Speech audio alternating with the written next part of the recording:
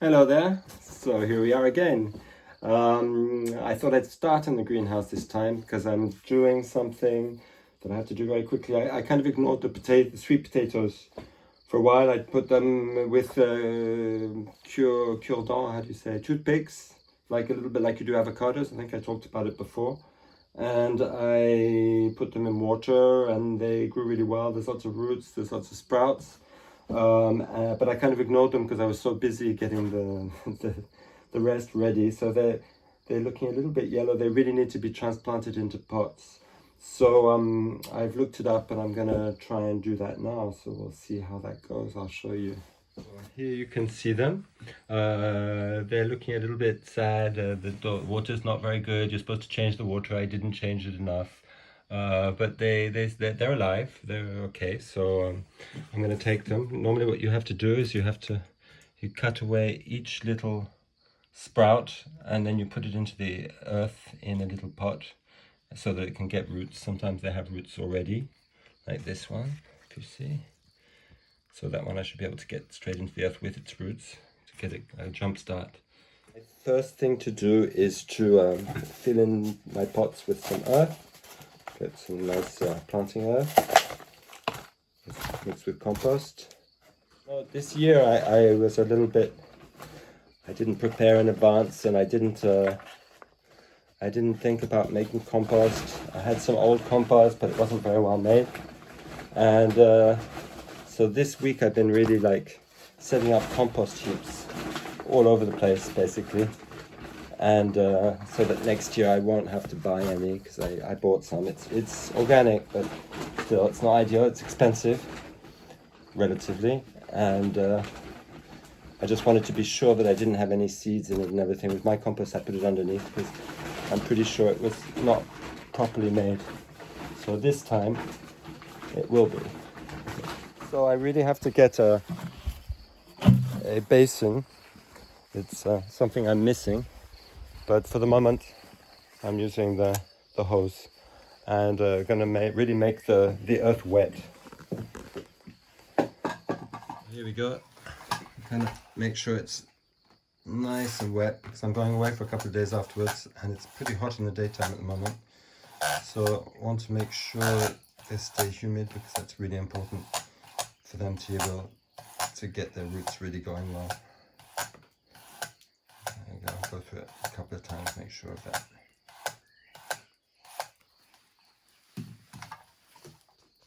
It's supposed to be quite a delicate operation, so you need a very sharp knife. So I'm going to take a sharp knife and try and cut away the little sprouts before putting them into the earth. So let's try this. So here I'm taking my sweet potato out, and as you can see, there's lots of little sprouts.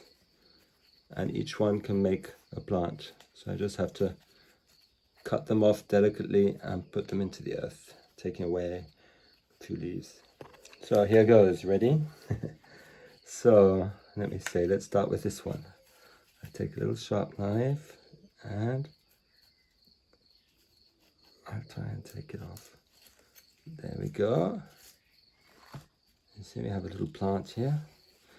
And then I'm going to take off a few leaves.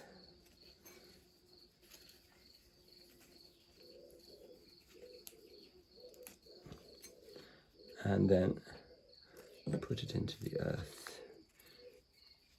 Here. There you have it. Here's one that already had the roots with it, so that's great. So I'm going to make a nice hole in it, in the earth. Plunk it in,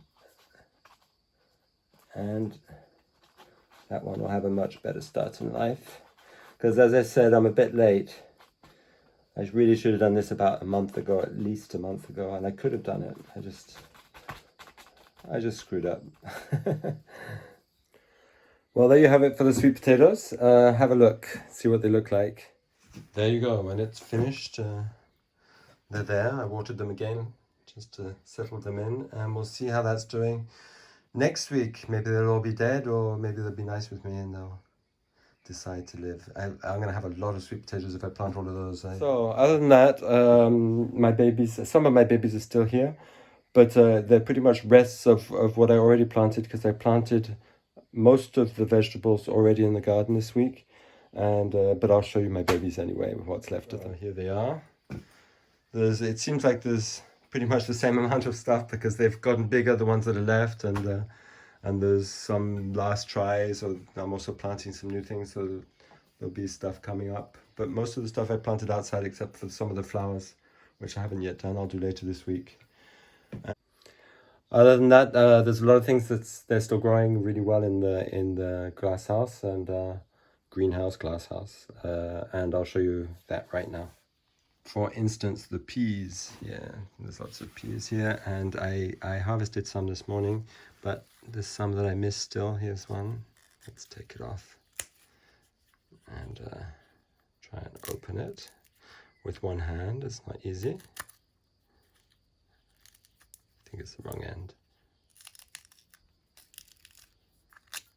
They're really babies. You see them? And what can be really nice is when they're little babies like that, is really to eat them raw. They're really delicious. So here's my coriander. It's doing really well. I'm starting to use it regularly. There's some holy basil, which I planted also outside, some bigger ones. And this is my lemon tree. Remember, I talked about it last week. It seemed a little sick with its yellow leaves. It seems a little better, and I think I've discovered what's really wrong. If you see there are these little kind of protuberances here, and I thought it was something on the bark, but actually you can scrape them off. They're little insects, so they're sucking into it and probably making it sick. And ants are actually eating them, so they may actually be helping me. But I'm going to have to look into that more and find a solution for that that's ecological. Apart from that, the mange-tout are getting enormous. It's actually taller than me now. And they're giving me regularly some pois gourmand. You can see a little baby one here. I took most of them off this week. I put some string for the passiflora, passion flower, to grow on. So it's looking pretty happy, and it's just made its first flower. They're incredible, these flowers. Look at that. Represents the thorn of Christ. That's why it's called passiflora. It's the passion of Christ. So it's apparently like a crown. So the pois gourmand mange-tout is doing really well. It's almost as tall as me. Hello, sir. And this morning I took quite a few, and here are some baby ones. So it's doing really nicely. And here's the tomato that kind of grew wild from seeds from last year. And this morning got so big that it fell over, so I put a pole so that it can grow up, and I attached it with raffia. I like raffia, it's nice and organic. So let me take you to the vegetable plots, which have considerably changed. I remember last week we were talking about the Saint Glace, the ice saints, and it did get cold. It didn't freeze, but I kind of ran around the next day or that evening, and I put a whole bunch of protection so that they would be all right. So I'll show you what I did. So here we got lots of little houses, little different ways of protecting the plants when it's cold. These are what's called cloche bells. They're not very nice ones, but they were here before. They're like professional farming ones. So this is melon that I planted. And I actually planted this after the cold because it was too risky before. But still, even tonight, I'll put this on. Little hat, just make sure it doesn't get too cold. They like it to be warm, melons. And I also put some netting for the birds, because last week I noticed I'd planted the birds, and the birds had started picking at they like the little broccoli leaves and everything. So I put this netting up, but I bought it in a gardening store, and I must say it was a nightmare to put up. It pulled on each side and everything, and I did it here as well. I think it was supposed to be 2 meters long, and the first one over there actually wasn't 2 meters long, so it was really a pain.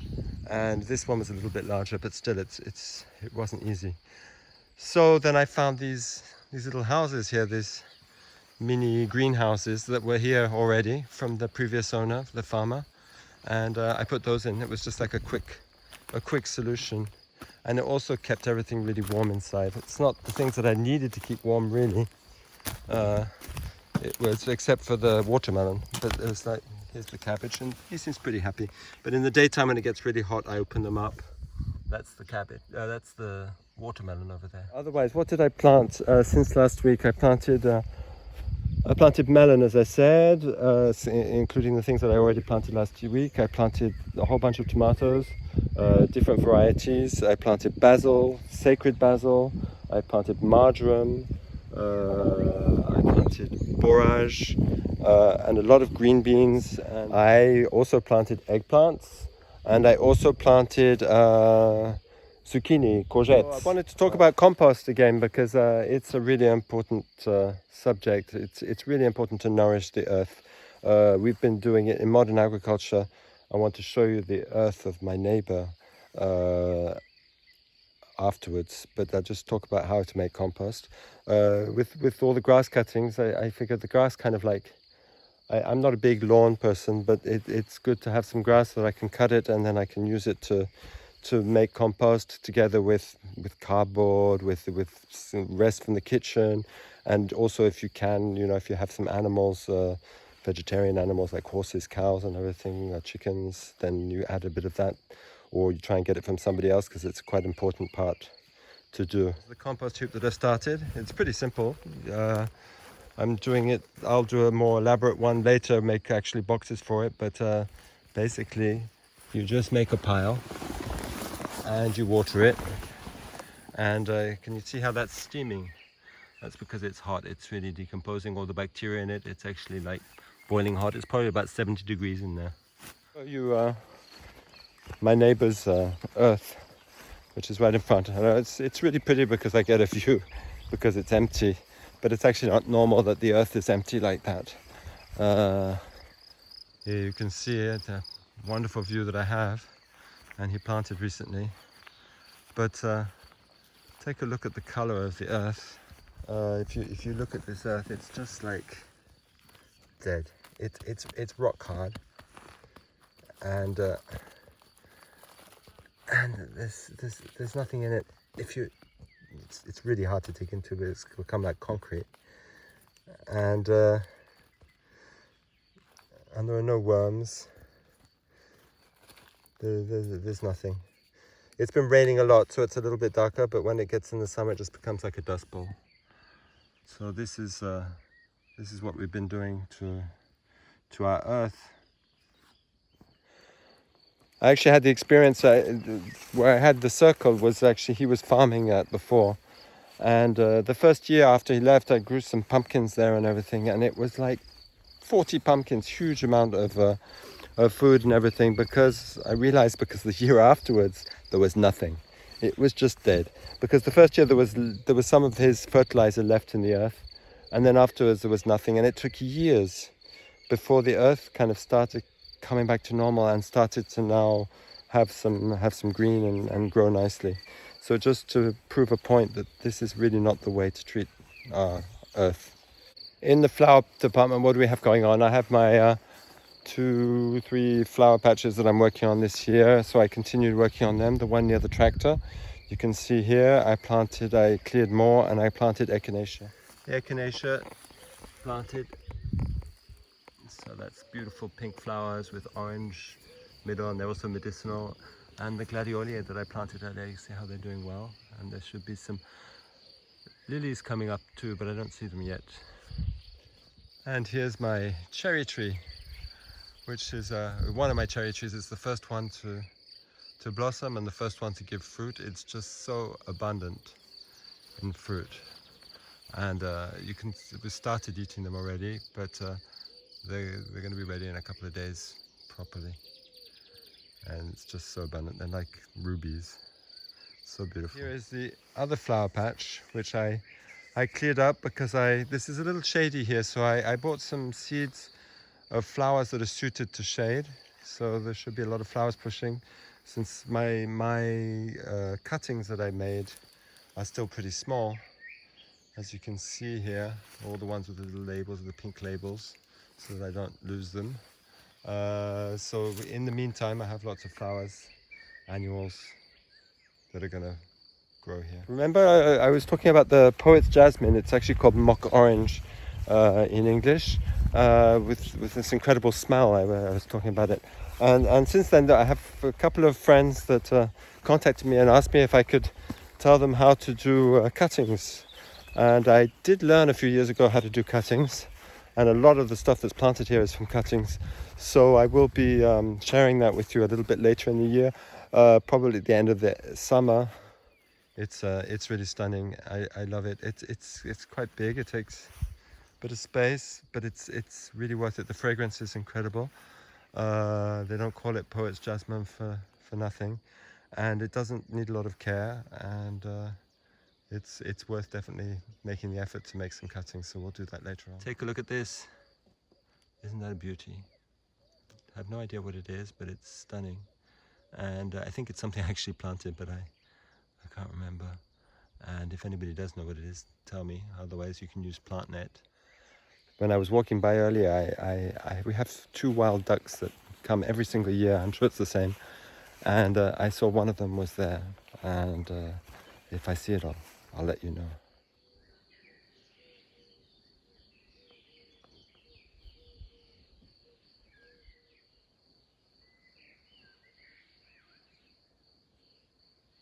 It's always such a privilege to have wild animals that come to you and feel safe enough to be able to stay in your land, and so I feel quite honoured in a funny way. And it's the same with the deer that come through, and the birds and the pheasants and everything.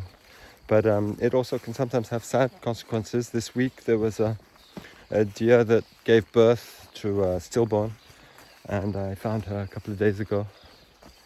I don't know what must have happened. Who knows? It's also life. It's part of life, isn't it? Life and death. Nature can be cruel. It can be beautiful, and it can be cruel if we get sentimental. But we all pass by there, don't we? So that brings us to the end of this tour. I think it's been a little bit longer than normal. I hope that doesn't bother you, and I hope you enjoyed your time with me. And I'm really happy to share it with you, and I'm really thrilled with all the encouragements I'm getting from people. So I'll leave you with the view again.